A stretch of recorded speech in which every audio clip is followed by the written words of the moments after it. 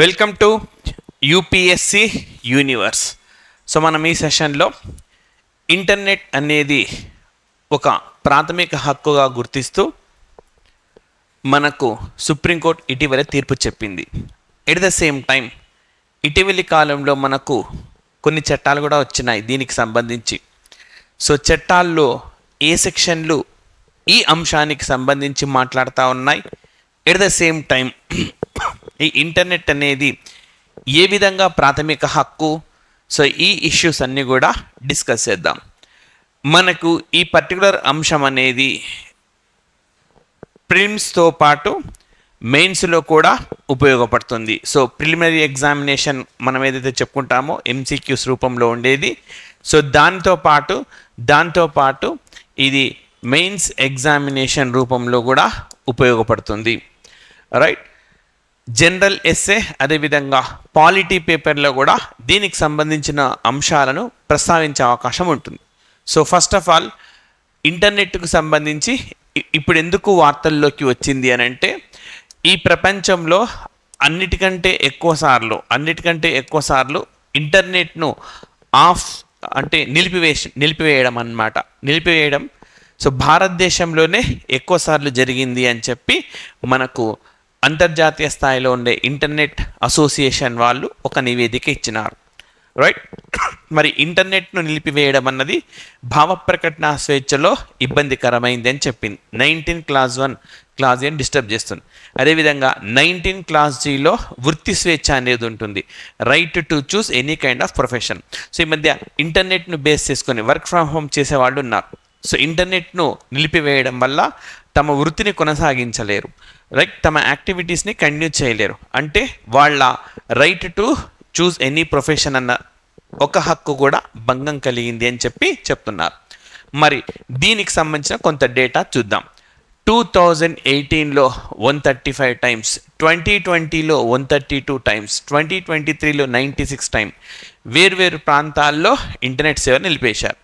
అయితే ఎంసీక్యూస్లో ఇవి మనకు ఇలా ఎన్నిసార్లు అని చెప్పి అడిగే అవకాశం లేదు. బట్ మెయిన్స్ మీరు రాసినప్పుడు ఇంటర్నెట్ అనేది ఏ విధంగా ప్రాథమిక అని ప్రస్తావించినప్పుడు అట్లీస్ట్ ఎగ్జాక్ట్ నెంబర్స్ కాకపోయినా సుమారుగా టోటల్గా 2018-20 2023లలో సో మనకు సుమారుగా ఒక 400 సందర్భాల్లో ఇంటర్నెట్ను నిలిపివేసినారు. సో ఆ విధంగా చేయొచ్చు, ఎగ్జాక్ట్ నెంబర్ అన్న రాయవచ్చు. రైట్, మరి ఎందుకు నిలిపేశారు, ఏంటి కారణం అంటే, ఏ ప్రాంతంలో అయినా ఘర్షణలు అల్లర్లు చెలరేగినప్పుడు ఈ ఇంటర్నెట్ని అర్ధాంతరంగా నిలిపివేస్తున్నారు. మన దేశంలో ఆర్టికల్ 370ని ఉపసంహరించుకున్నప్పుడు జమ్మూ అండ్ కాశ్మీర్లో, అదేవిధంగా మణిపూర్లో హింస జరుగుతున్నప్పుడు ఆ ప్రాంతంలో, అదేవిధంగా పౌరసత్వ సవరణ చట్టం సిటిజన్షిప్ అమెండ్మెంట్ యాక్ట్ జరిగినప్పుడు అస్సాం రాష్ట్రంలో, ఇలా పలు సందర్భాల్లో ఆయా ప్రాంతాల్లో ఇంటర్నెట్ అనేది నిలిపివేశారన్నమాట. రైట్, సో మరి అల్లర్లకు పాల్పడే వాళ్ళు పెద్ద ఎత్తున ఒకే చోట చేరేందుకు ఇంటర్నెట్ సహకరిస్తుందని, లైక్ వాట్సాప్ అందుబాటులో ఉందనుకోండి, పలానా ప్లేస్లో ఉద్యమం అని చెప్పి మనుషులు గ్యాదర్ కావడం, లేదా ఫాల్స్ న్యూస్ స్ప్రెడ్ చేయడం ద్వారా అందరినీ ఏకం చేయడం అలా చేయవచ్చు. సో మరి అందుకనే ఉద్రిక్తతలు మరింతగా పెరిగేందుకు నిలిపివేస్తున్నట్టు మనకు గవర్నమెంట్ చెప్తూ ఉన్నది. సో ఇంటర్నెట్ను నిలిపివేయడంలో గత 6 ఏళ్లలో ప్రపంచంలో భారత్ అగ్రస్థానంలో ఉంది. సో మనం ఇంటర్నెట్ అనేది ఒక ప్రాథమిక హక్కా, సో ఇంటర్నెట్ నిలిపివేయడం అనేది వైలేషనా అన్నప్పుడు ఎస్ఏ రైటింగ్లో దీన్ని పూర్తిగా మనం ఇంట్రొడక్షన్లో స్టార్ట్ చేయవచ్చు. అంటే స్టార్టింగ్ ఫ్రేజ్గానే మనకిది ఉపయోగపడుతుంది. ఇంటర్నెట్ నిలిపివేయడంలో గత 6 ఏళ్లలో భారత్ ప్రపంచంలోనే అగ్రస్థానంలో ఉంది. సో దీనికి కారణం ఈ విధంగా మనము ఎగ్జామ్లో ఏ తరహాలో క్వశ్చన్ అడిగాడన్న దాన్ని బట్టి తర్వాత ప్రొసీడ్ కావచ్చు. కానీ ఇది ఇంటర్నెట్ మనకు ఇంట్రొడక్షన్లో స్టార్టింగ్లో ఉపయోగపడే సమాచారము. రైట్, అండ్ మరి ఓకే, ప్రభుత్వం తన వర్షన్ చెప్పింది, అందరికంటే ఎక్కువ సార్లు మనమే ఆఫ్ చేసాం. ఎందుకు ఇది సమస్య అనేది ఎక్కడ ఉంది యాక్చువల్గా అంటే, ఇంటర్నెట్ సేవలు నిలిపివేయడం సుప్రీంకోర్టు తీర్పు ప్రకారం రాజ్యాంగ విరుద్ధం. అంటే సుప్రీంకోర్టు ఆల్రెడీ జడ్జిమెంట్ ఇచ్చింది, ఇంటర్నెట్ అనేది ఫండమెంటల్ రైట్ అని చెప్పి, అయినప్పటికీ దీన్ని నిలిపివేస్తున్నారు. అంటే it is against to the constitution principles and also the judgement of the Supreme Court. Right, Supreme Court తీర్పునకు కూడా ఇది వ్యతిరేకమైంది. దేశంలో ఏం జరుగుతుందో తెలుసుకునే హక్కు ప్రజలకు నిరాకరించడమే. సో అది అల్లరి జరుగుతున్న సందర్భం కావచ్చు, మరే ఇతర సందర్భం కావచ్చు, దాని సమాచారాన్ని తెలుసుకోవాల్సిన ప్రాథమిక హక్కు ప్రజలకు ఉంటుంది. సో జ్ఞానాన్ని సంపాదించుకోవడం అనేది కూడా ఒక ఫండమెంటల్ రైటే. మరి రైట్, కేరళ కోర్టు ఏమని తీర్పు ఇచ్చిందంటే ఇంటర్నెట్ను ప్రాథమిక హక్కుగా తొలిసారి కేరళ హైకోర్టు 2019లో గుర్తించింది. సో ఇక్కడ ఇంకొక పాయింట్ కూడా యాడ్ చేస్తున్నాను. భారతదేశంలో ఇంటర్నెట్ను హక్కుగా ఇచ్చిన తొలి రాష్ట్రం కూడా కేరళనే. సో అయితే ఈ జడ్జిమెంట్ వల్ల కాదు, కేరళనే ఒక విధానపరమైన నిర్ణయం తీసుకున్నది. ఏమని అంటే భారతదేశంలో ఇంటర్నెట్నే ఒక ఫండమెంటల్ రైట్గా మనకు కేరళ హైకోర్టు ఇచ్చింది. రైట్, ఇది కేరళ హైకోర్టు ఇచ్చిన తీర్పు. మరి సుప్రీంకోర్టు ఇచ్చే తీర్పులకు సంబంధించి మనందరికి తెలిసిందే, ఎగ్జామినేషన్లో యాస్టీస్గా ఏ కేసులో ఈ అంశాన్ని పేర్కొన్నారు అని చెప్పి అడుగుతారు. చూడండి, అనురాధ భాసిన్ కేసులో సుప్రీంకోర్టు ఏం చెప్పింది అని అంటే ఇంటర్నెట్ ద్వారా తమ అభిప్రాయాలను ప్రపంచాన్ని తెలిపే హక్కు ప్రజలకు ఉంది అంటే ఇది ఆర్టికల్ 19 క్లాజ్ 1 క్లాజ్ ఏను సమర్థించింది. రైట్, ఇంటర్నెట్ను నిలిపివేయడం అని అంటే 19 క్లాజ్ 1 క్లాజ్ ఏకు భంగం కలిగించినట్టే అని చెప్పింది. 19 క్లాజ్ 1 క్లాజ్ ఏకు భంగం కలిగించినట్టే అని కూడా చెప్పింది అన్నమాట. రైట్, ఏ కేసు అని అడుగుతాడు, అనురాధ భాసిన్ కేసులో చెప్పింది. సో మీరు ఈ అంశానికి సంబంధించి జనరల్ ఎస్ఏలో కానీ, మెయిన్స్లో, లేదంటే పాలిటీ పేపర్లో కానీ రైట్ ఈ పాయింట్ను టచ్ చేయకుండా అసలు క్వశ్చన్ పేపర్ మీరు రాసే ప్రసక్తే లేదు, ఎక్కడో ఒక చోట కంపల్సరీగా వస్తుంది. రైట్, అండ్ నెక్స్ట్ వచ్చేసి మనకు ఫౌండేషన్ ఫర్ మీడియా ప్రొఫెషనల్స్, దీనికి సంబంధించిన సమాచారం గన చూస్తే మనకు ఇది కూడా ఒక కోర్టు కేసే. అనురాధ భాసిన్, నెక్స్ట్ వచ్చేసి foundation for media professionals. So internet హక్కు అన్నది భావ ప్రకటన స్వేచ్ఛలో అంతర్భాగమని, అందువల్ల దానికి రాజ్యాంగ రక్షణ ఉంటుందని 2020లో ఫౌండేషన్ ఫర్ మీడియా ప్రొఫెషనల్ కేసులో సుప్రీంకోర్టు చెప్పింది. Foundation for media professional case అన్నమాట.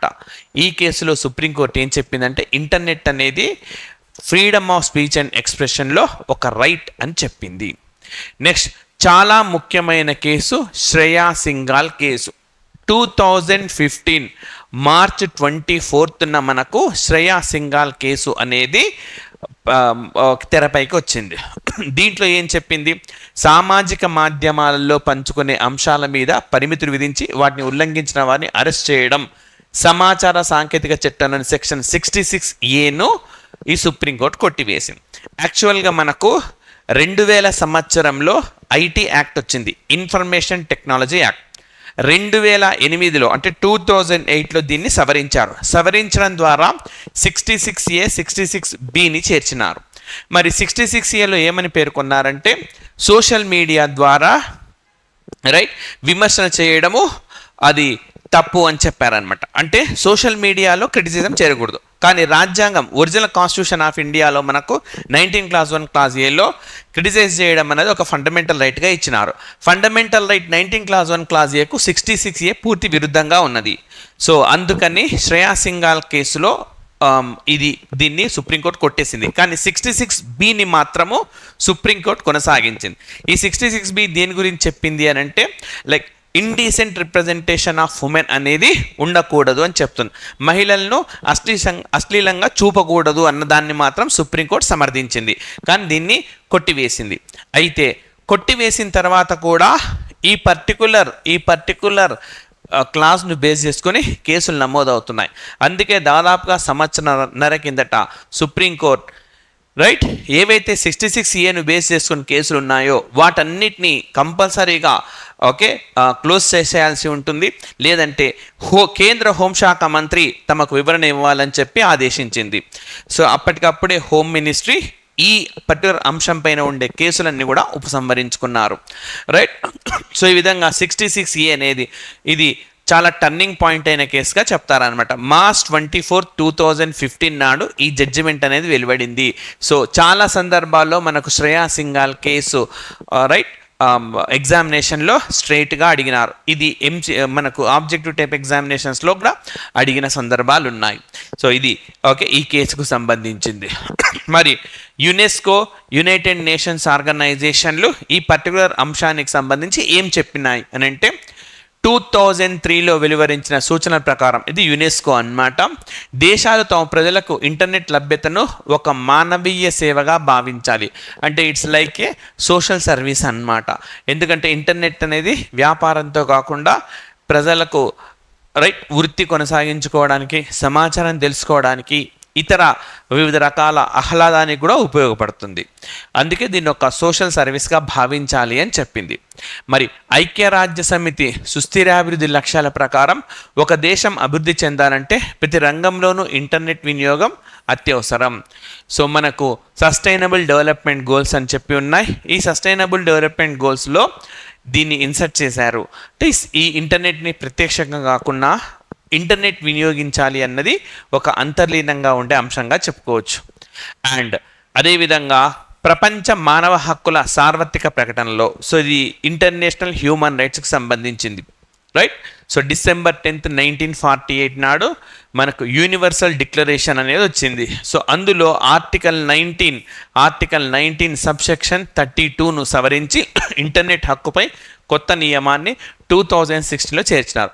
ఎందుకంటే 1948 December 10న ఇంటర్నెట్ అనేది అప్పటికి లేదు, అందుకోసం అని చెప్పి తర్వాత దీన్ని సవరించినారు. ఆస్పిరెంట్స్కి ఇక్కడ ఏం గుర్తుపెట్టుకోవాలంటే ఇండియాలో కూడా ఆర్టికల్ 19 Clause 1 Clause A ఇంటర్నెట్ను బేసిక్ రైట్గా చెప్పింది. అండ్ యూనివర్సల్ హ్యూమన్ రైట్స్ కూడా ఆర్టికల్ 19లో సబ్సెక్షన్ 32ని ఇంటర్నెట్ అనేది ఒక రైట్గా గుర్తించింది. సో ఈ పర్టికులర్ సెక్షన్ 32 ఏదైతే ఉన్నదో దాన్ని 2016లో యునైటెడ్ నేషన్స్ ఆర్గనైజేషన్ యాడ్ చేసింది, రైట్. అండ్ భారతదేశ జనాభాలో 72 కోట్ల మంది పైగా ఇంటర్నెట్ను వినియోగిస్తున్నారు. వీళ్ళకి సంబంధించిన హక్కు ఇది. అదేవిధంగా ఇండియా ఇంటర్నెట్ మొబైల్ కూటమి అంచనా ప్రకారం ఈ సంఖ్య 2025 నాటికి 90 కోట్లు కూడా దాటే అవకాశము ఉన్నది, రైట్. అంటే ఇంకొక 1 ఇయర్లో 90 కోట్ల మంది. సో భారతదేశ జనాభా తీసుకుంటే రీసెంట్గా ఇచ్చిన డేటా ప్రకారం 144.17 crore ఉన్నది, అందులో 90 కోట్లు, రైట్. సో దాదాపుగా 70% మంది ఇంటర్నెట్ వినియోగదారులు భారతదేశంలో ఉన్నారు. వీళ్ళందరికీ ఇది ఒక ఫండమెంటల్ రైట్గా కూడా ఉంది, రైట్. అండ్ మరి ఇప్పుడు కొత్త చట్టం గురించి, సో రైట్, కొత్త పార్లమెంట్ ఒక కొత్త చట్టం చేసింది. అందులోని క్లాజెస్ మనం తెలుసుకుంటే సరిపోతుంది, ఓకే. సో భారత ప్రభుత్వం మనం కొత్తగా ప్రవేశపెట్టిన టెలికాం చట్టాలు, రైట్, టెలికాం యాక్ట్ అనేది తీసుకొని వచ్చినారు. అండ్ ఇది గోప్యత హక్కు నిబంధనలు ఉల్లంఘిస్తున్నాయని టెలికాం సర్వీసులపై ప్రభుత్వం అసమంజసమైన నియంత్రణలు విధించింది. సో ఇంకొక ఈజీగా చెప్పాలి అని అంటే ఈ కొత్త యాక్టులో ఇంటర్నెట్ పైన రెస్ట్రిక్షన్స్ పెట్టడం అనేది గవర్నమెంట్కు వస్తుంది అనమాట. అంటే గవర్నమెంట్కు హక్కు ఇస్తుంది, రైట్ ఇస్తుంది గవర్నమెంట్కి. కానీ గవర్నమెంట్కి ఇది రైట్ అయితే ప్రజలకి ఇది వయలేషన్ ఆఫ్ ద ఫండమెంటల్ రైట్గా మారిపోతున్నది. సో అది ఇందులో కాంట్రాడిక్షన్ ఉందన్నమాట. మరి ఎక్కడెక్కడ ఉన్నాయంటే Clause 3 అండ్ సబ్ Clause 7లో ఉంది. సో ఇది ఏమని ఉంటుందంటే టెలికాం సేవలు అందించే సంస్థలు వాటి వినియోగదారుల వివరాలను బయోమెట్రిక్ విధానం ద్వారా గుర్తించాలి అని ఉంటుంది. సో ఇది రైట్ టు ప్రైవసీని దెబ్బతీస్తుంది, రైట్.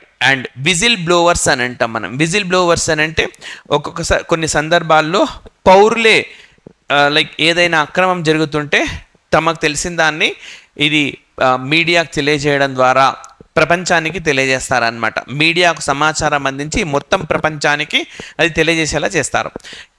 ఇలా పూర్తి ఐడెంటిఫికేషన్ అనేది ఉన్నప్పుడు టెలికాం సంస్థల వద్ద సో ఇలాంటి వాళ్లకు చాలా ఇబ్బంది కలుగుతుంది అని చెప్తున్నారు. అదేవిధంగా Clause 29 ఏంటంటే వినియోగదారులు వారి వ్యక్తిగత విషయాలు ఏ గోప్యత లేకుండా అడిగినట్లు ఇవ్వాలి. లైక్ ఫర్ ఎగ్జాంపుల్ మనకు ఎన్నో యాప్స్ ద్వారా అక్రమాలను ప్రభుత్వం దృష్టికి తీసుకెళ్ళవచ్చు. కానీ అలాంటి సందర్భాల్లో ఆ వ్యక్తి ఐడెంటిటీ తెలిసిపోతుంది. కానాన్ ప్రహరీ అనే యాప్పే తీసుకొని వచ్చింది గవర్నమెంట్.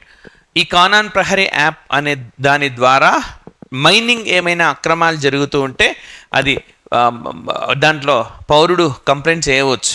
కానీ టెలికాం సేవల వద్ద ఈ వివరాలు ఉంటాయి కాబట్టి ఆ విజిల్ బ్లోవర్ ఎవరైతే ఆ విషయాన్ని బయట పెట్టినారో వారి ద్వారా ఈ సమాచారం బయటకు వెళ్తుంది. అది అతని ప్రాణానికే ప్రమాదం తీసే సందర్భం కూడా లేకపోలేదన్నమాట. సో రీసెంట్గా మనకు జరిగే ఎన్నికల్లో కూడా ఎవరైనా అక్రమాలకు పాల్పడుతున్నప్పుడు ప్రత్యేకించిగా యాప్ తీసుకొని వచ్చింది ఎలక్షన్ కమిషన్. అక్కడ కంప్లైంట్ చేసిన డేటా అంతా ఉంటుంది కాబట్టి మరి ఇది వాళ్ళకి ఇబ్బంది కలిగించిన వాళ్ళు ఎవరైతే ఉంటారో వాళ్లకు సమాచారం చేరే అవకాశాలు ఉంటాయన్నమాట. అందుకు అందరూ ఇది కూడదని చెప్తున్నారు. ఈ సెక్షన్ల పైన అబ్జెక్షన్ చెప్తున్నారు. సో మనం మొత్తం టెలికాం చట్టంలో లైక్ ఈ సెక్షన్స్ పైన ఎగ్జామినేషన్లో క్వశ్చన్స్ వస్తాయి. ఎందుకంటే ఈ ఫండమెంటల్ రైట్స్కు విరుద్ధంగా ఉన్నాయంటూ పేర్కొంటున్నారు కాబట్టి. మరి విమర్శ ఏంటంటే ప్రభుత్వ వైఫల్యాలను చూపే రచయితలు, పాత్రికేయులు అజ్ఞాతం నుంచి బయటకు రప్పించే వ్యూహంలో భాగంగానే ఇలాంటి నిబంధనలు ప్రవేశపెట్టారన్న విమర్శ వినిపిస్తున్నాయి. అంటే సో ఎవరు లైక్ ఒక వ్యక్తికి సంబంధించి పూర్తి క్షుణ్ణంగా పక్కా సమాచారం సేకరించి వాళ్ళు అందరి ముందు పెట్టారనుకోండి, ఈ విషయాలు తెలిస్తే సెక్షన్ 3 సబ్ క్లాస్ 7 వల్ల, క్లాస్ 3 సబ్ క్లాస్ 7 వల్ల, క్లాస్ 29 వల్ల వాళ్ళ ఆ విషయాలను వెలుగులోకి తెచ్చిన వ్యక్తి ఐడెంటిటీ తెలిసిపోతుంది. సో ఇది వాళ్ళ ప్రాణాలకు ప్రమాదం కూడా కావచ్చు అన్నమాట. రైట్. సో ఇవి మనకు ఓకే ఈ అంశానికి సంబంధించిన సమాచారం. అండ్ మరొక ఇష్యూతో నెక్స్ట్ సెషన్లో కలుద్దాం. ఈ కేసులన్నీ కూడా ఇవి మనకు బాగా ముఖ్యమైనవి. Thank you very much.